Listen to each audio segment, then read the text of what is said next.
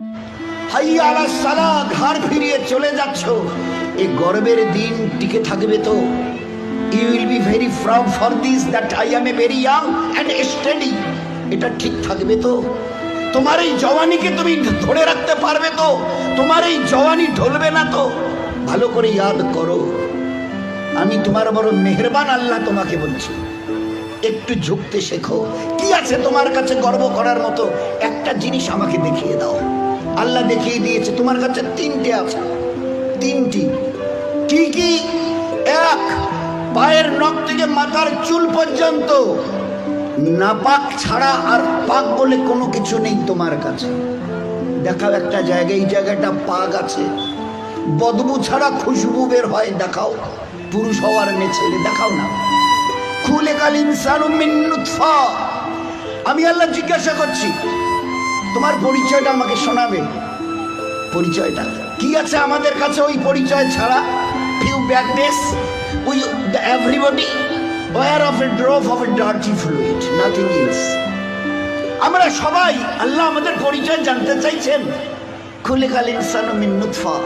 আমরা বড় ওই নাপাক মনির কাতরা থেকে আমরা জন্ম নিয়েছি। আমাদের পরিচয় few bad days we are A drop of a dirty fluid. আমরা এক বিন্দু নাপাক মনির কাতরা, এর চাইতে বড় পরিচয়। আচ্ছা, তোমার পায়ের নখ থেকে মাথার চুল পর্যন্ত একটা জায়গা দেখাবে যেখান থেকে খুশবু বার হয়, দেখাও। নাক থেকে যদি করো, স্বামীও পর্যন্ত বলবে নাকটা একটু ঘুরিয়ে ওই দিকে। মুখ দিয়ে অক করো যদি, তো ছেলেমেয়েরা বলবে আম্মু তুমি এটা কি করছো?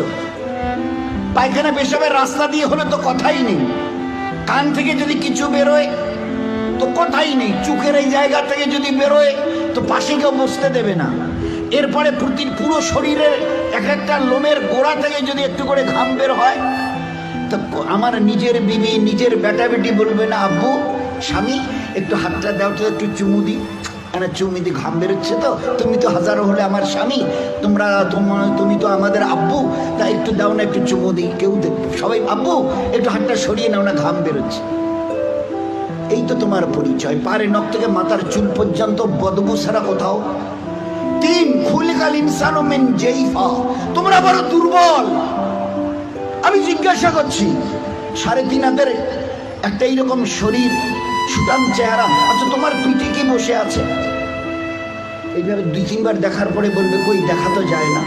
আচ্ছা, তা তুমি না খুব বুদ্ধির বড়াই করো, মডার্ন টেকনোলজি আর সায়েন্সের খুব গালগপ্প করো, তোমার নিজের পিঠে কি বসে আছে তুমি বলতে পারো না? বলে না, তা জানি। আচ্ছা 10 মিনিট পরে তোমার পজিশন অবস্থা কি থাকবে জানো তুমি? বলে আমরা কিচ্ছু জানি না। বাজারে যাবে বলে ব্যাগ নিয়ে মোটর সাইকেলের হুকে আটকে দিয়ে স্টার্ট করে, খালি বাজারে গিয়ে স্ট্যান্ড করে খালি পা দিয়ে স্ট্যান্ডটাকে খালি ঠিক করে দিয়েছে, পিছন থেকে একটা গাড়ি এসে ধাক্কা দিল আর সঙ্গে সঙ্গে ডেথ। লাশ নিয়ে বাড়ি চলে গেল। এসছিল বাজার করতে, বড় ঝোলা নিয়ে এসছিল, বড় আশা করে মেহমান অপেক্ষা করছে বাড়িতে। বাজার থেকে ব্যাগে বাজার যায়নি, তার লাশ চলে গেছে বাড়িতে। খুলিকাল ইনসানু মিন জাইফা। 4, আল্লাহ জিজ্ঞাসা করছে আব্দুর রহমান বয়স কত? হ্যাঁ আল্লাহ 42 চলছে। বাকি কত? I know nothing about my age. Nurjahan তোমার বয়স কত চলছে? আল্লাহ 45 চলছে। আচ্ছা এরপরে আর বাকি কত? তা আল্লাহ আমি কেমন করে বলবো? বললেন না তোমার নিজের বয়স। তাহলে তা তো জানি না। এই তো তোমার অবস্থা, এই তো তোমার অবস্থা। তুমি এক বিন্দু নাপাক, তুমি বড় দুর্বল, তুমি বড় বদবুদার, আর তুমি তোমার নিজের 10 মিনিট পরের অবস্থা তাও তোমার জানা নেই। এরপরেও যে আল্লাহ তোমাকে তিলে তিলে তার দয়ায় এই সেকেল সুরত আর এইরকম হায়াত দিয়েছে, একবারও তার কথা ভাবো না। একবারও তার কথা ভাবো না যে কত দয়ায় তিনি তোমাকে প্রতিপালিত করেছেন। দেখবেন সবাই, আমরা তো ওই সময় থাকি না, ওখানে মেয়েরাই থাকে।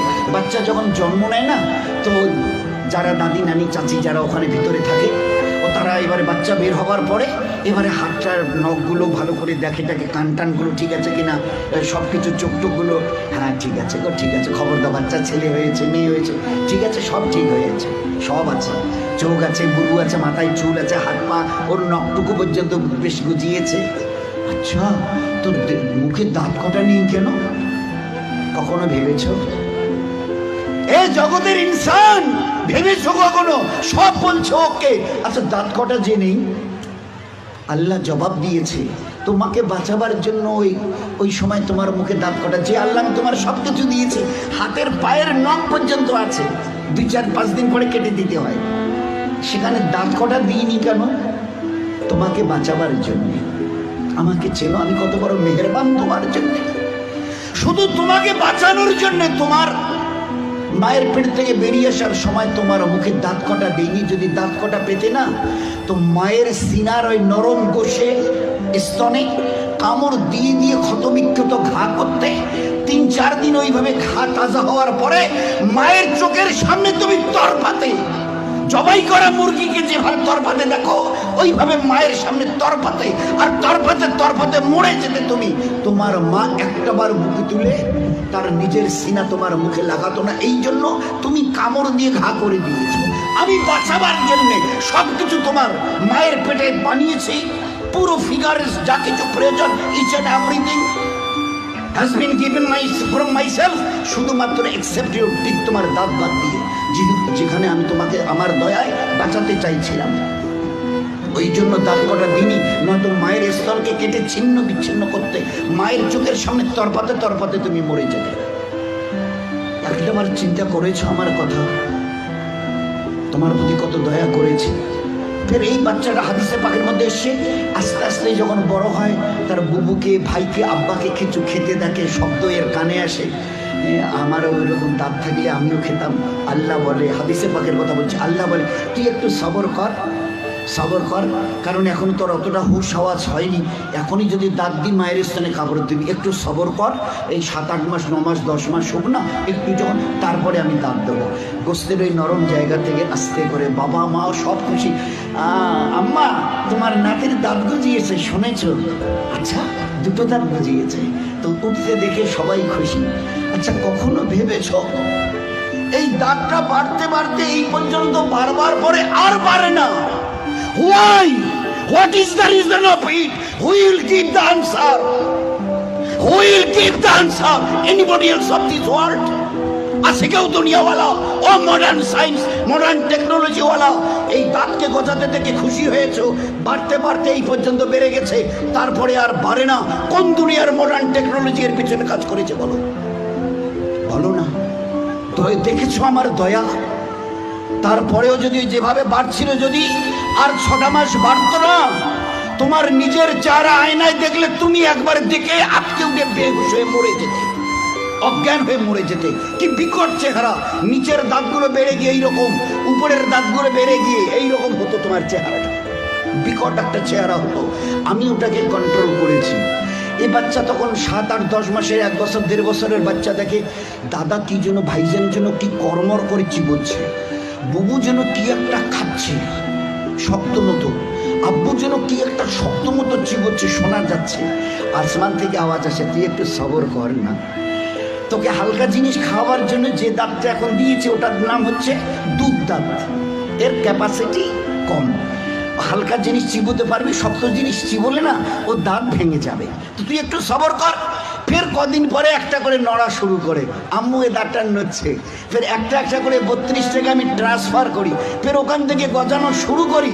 এইবারে তুমি নিজের দাঁত দিয়ে যত শক্ত হাড় হোক, পেয়ারা হোক, যা কিছু মন চায় খুব কর্মড়িয়ে চিবিয়ে খাও, কোনো অসুবিধা হবে না।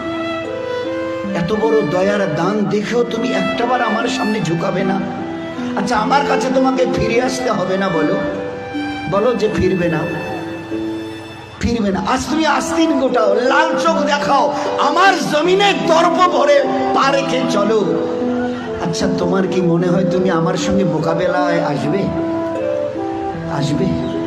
তোমাকে সেজদা করতে না, না, ওসব আমাদের দ্বারা হবে না। হয় হয় হয়, কি আছে তোমার কাছে গর্ব করার মতো? আর আমার সঙ্গে তুমি পাল্লা দেবে, মোকাবেলায় আসবে, কি আছে তোমার কাছে বলো না? এর মাস আজকের যেটা ফুলছে মাসল, এটাকে না আর এইদিকে ঝোলা মানে ফুলাতে পারবে না। শত চেষ্টা যদি করো তো উপরের দিকে নয়, নিচের দিকে ঝুলে থাকবে।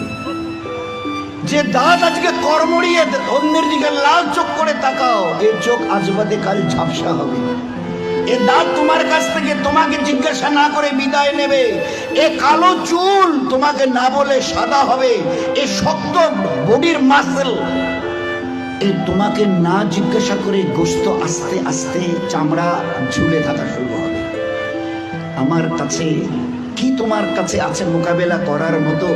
কিছুই আমি করব না, শুধু তোমার বয়সটুকুকে একটু যদি বাড়িয়ে দিই। ও আম্মেরহু নুনাক্কিসহু ফিল খালক, মায়ের পেট থেকে বের হয়ে যেভাবে মুখ থুবড়ে পড়েছিলে, নিজের পায়খানা নিজের হাতে ওইভাবে ছেনিয়ে নিজের মুখে দিয়েছিলে না, আমাকে তুমি কি দেখতে চাও? একটু যদি হায়াতটুকু বাড়িয়ে দিই, মুখ থুবড়ে পড়ে থাকতে হবে। পাশ দিয়ে কেউ হেঁটে যেতে রাজি হবে না, কারণ দেখলেই বলবে কেউ আমি একটু বাথরুম যাবো, আমার একটু হাতটা ধরে তুলে দাও তো। কেন কি তোমার ওই পিছনের দিন কটা মাসেল ফুলানো, লাল চোখ করা, জমিনে দর্প ভরে চলার ওই দিনগুলো কোথায় গেল আমি জানতে চাইছি। বলো না, আমি কিচ্ছু করবো না। একটা হাতি যদি এসে মশাকে বলে আরে তুই নাকি আমার সঙ্গে নাকি পাল্লা দিবি, তা আমি তো চিন্তা করে কুল পাচ্ছি না, তোকে যে মারবো কোথায় মারবো। আচ্ছা, একটা হাতি যদি মশাকে মারতে চায় কোথায় লাদ মারবে বলেন তো? তো আল্লাহ যদি আমাদের মতো 3 হাতের একটা কমজোর নাপাক ইনসানকে আল্লাহ যদি টোকা দিতে চায়, তো আল্লাহ কি জিজ্ঞেস তোর কোথায় টোকা দেবো বলতো? আমি আল্লাহ শত আসমান জমিনকে একদিন আমি আমার হাতের তালুতে নেব। লিল্লাহিল ওয়াহিদিল কাহার, শত আসমান ও জমিনকে আমি একদিন আমার হাতের তালু। তো আল্লাহ কত বড়! আর ওই আল্লাহর মোকাবেলায় যদি আমি আসি, তো আল্লাহ কি বলবে? ওই হাতির মতো মশাটাকে যদি বলে আরে তোরে আমি কোথায় ধরি আর কোথায় মারি বলতো? আর এই মশা যদি দ্বন্দ্ব নেয়, হ্যাঁ হ্যাঁ আসেন না হোক, মোকাবেলা হয়ে যাবে। তো বলেন, আজকে খুব চিন্তা করি, আমি যদি হায়াতটুকু বাড়িয়ে দিই, মুখ থুবড়ে পড়ে থাকবে আর নিজের হাতে পায়খানা ছানবে, পাশ দিয়ে কেউ যেতে রাজি হবে না। ওই দেখলে ডাকবে, হ্যাঁ না শুতে মুখানা ধরো তো না, বাথরুম না বসি তোলো তো। কেন তোমার ওই দিনগুলো কোথায় গেল? এইরকম বুক ঠুকা দিনগুলো তোমার কোথায় গেল? দোস্ত, ও দিন আসবে, ফের দুনিয়া থেকে বিদায় নিয়ে খোদার কাছে ফিরে যেতে হবে। আল্লাহ কুল্লু নাফসিন যায়কাতুল মাউত সুম্মা ইলাইনা তুরজাউন। কে আছো দুনিয়ায়? ঝুপড়িওয়ালা আর কুরসিওয়ালা কে আছো যে আমার কাছে আসবে না?